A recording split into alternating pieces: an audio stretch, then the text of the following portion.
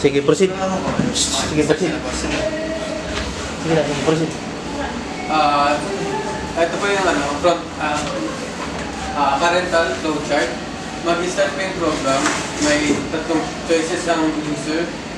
Login, sign up, exit. Pag sinus na po yung sign up, mapupunta sa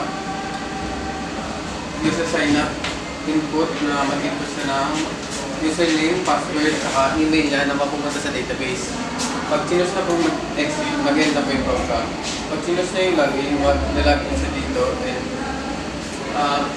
pag nakalagin na siya, is yung program po, pag titingnan kung yung account niya is user admin. Pag na-admin po siya, dito po siya mapupunta. Sa admin account, pag user account, mag-user account.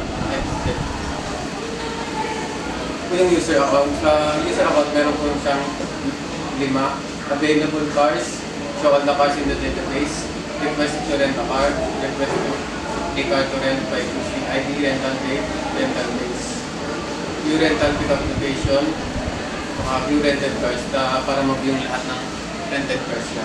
And log out, mag-return po siya dun sa tatlong choices kung mag-login siya ulit or log out.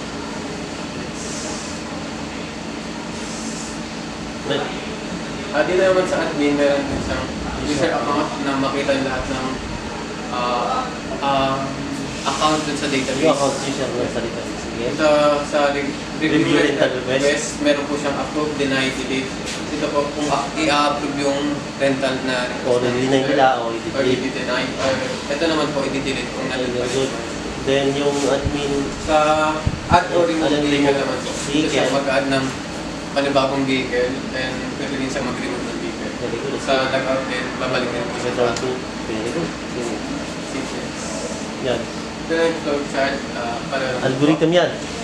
Algorithm? Ay, algorithm. Start, initiate the login user management system. Second, user chooses the login choice. Dito mo po ng saan po. Sign up in the choice. Number 3, use user to sign up in the choice. Sign up in the choices. Go to page The 5. system will like to sign up in your account by this format po. Enter your email, username, password. Once done, it will go back to the user management system. Pag 3 choices is 3. exit, mag-end na po yung program. Sa 1, user, ganun din po. Sa user input login as admin is in admin menu. So the admin mom Choose your account, show the admin of the account in the database, review. Next, review rental request to manage the request of the user. Sa 3, add or remove vehicle, and admin add or remove vehicle inside the database. Log out po, return the user to management system. User input administrator. login. Administrator yan, asli. Sa user naman po. User account. Dito naman po, sa una available cars, number 1. Does the user see all the vehicle inside the database? Request to rent a car. The user request a vehicle. He likes to rent.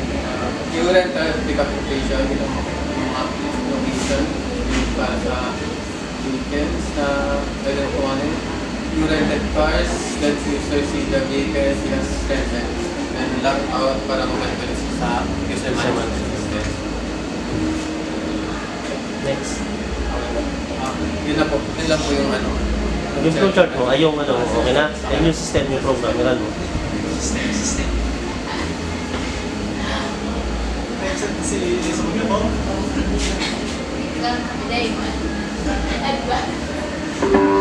ko nakasot sa hindi ko sa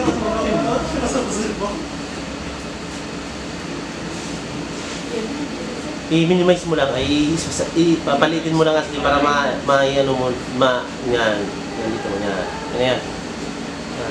Una, gagawa ka ng... Una kong gagawa ko ng account, mag-sign up ka, Once niran mo yung program, connected din sa database. Yes, po. Kung kunyari, 1, 2, 3.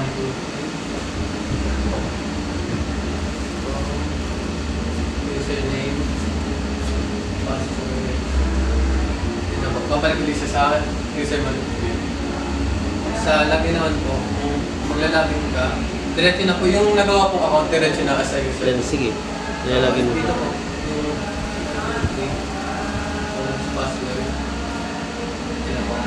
Available cars. Available cars, makita ko lahat ng Available cars. Then, yung rent a car. Pipili ka po ng car. Basta, Available. basta. Kunyari. Teka lang. Na ano mo yata yung ano, asleep? Na ano mo yung screen? Nawala. Teka lang, hintayin mo lang.